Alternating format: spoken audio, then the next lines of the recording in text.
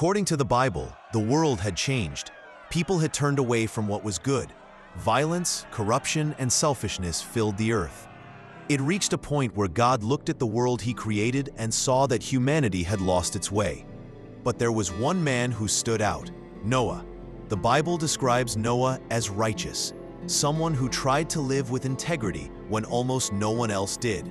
Because of that, God chose Noah for an extraordinary mission. One day, God spoke to Noah and revealed something unimaginable. A great flood was coming, one that would wash away the corruption and give the world a fresh start. But Noah and his family would be saved, and so would many of the animals on earth. God instructed Noah to build a massive ark, a giant wooden ship.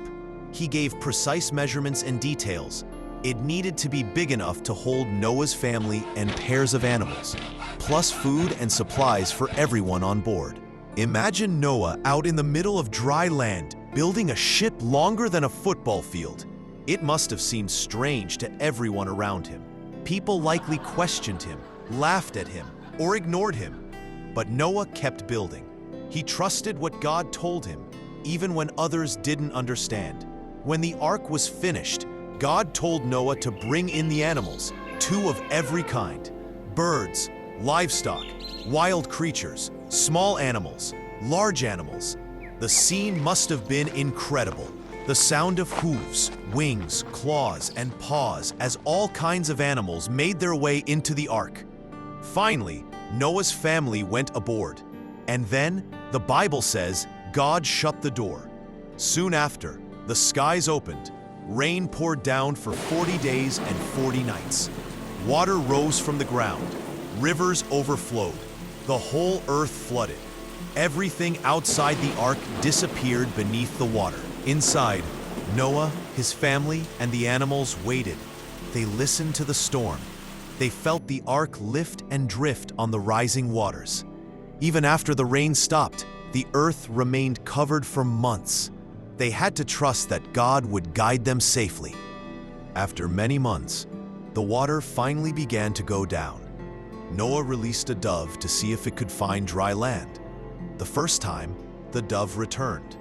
The second time, it came back with an olive leaf, proof that new life was growing again. The third time, the dove did not return at all.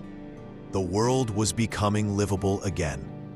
Eventually, God told Noah to come out of the ark. Noah, his family, and all the animals stepped onto dry ground. It was a fresh world, a new beginning. Then, God made a promise, a covenant. He would never again destroy the earth with a flood. As a sign of that promise, He placed a rainbow in the sky.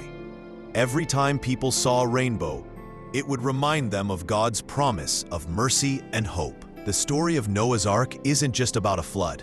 It's a message about trust, courage, and second chances. It asks us to consider how our choices shape the world around us, and reminds us that even when everything seems lost, new beginnings are possible. It's a story of faith, a story of renewal, a story that still speaks today. Thank you so much for following along. We'd truly appreciate if you'd hit that like button. If you're ready to learn more about the stories of the Bible, subscribe to the Sacred Storybox and come along with us as we explore the greatest book known to mankind. If there's a story from the Bible that's special to you, leave a comment below if you would like to see an animated retelling of it, and we will try our best to create it for you.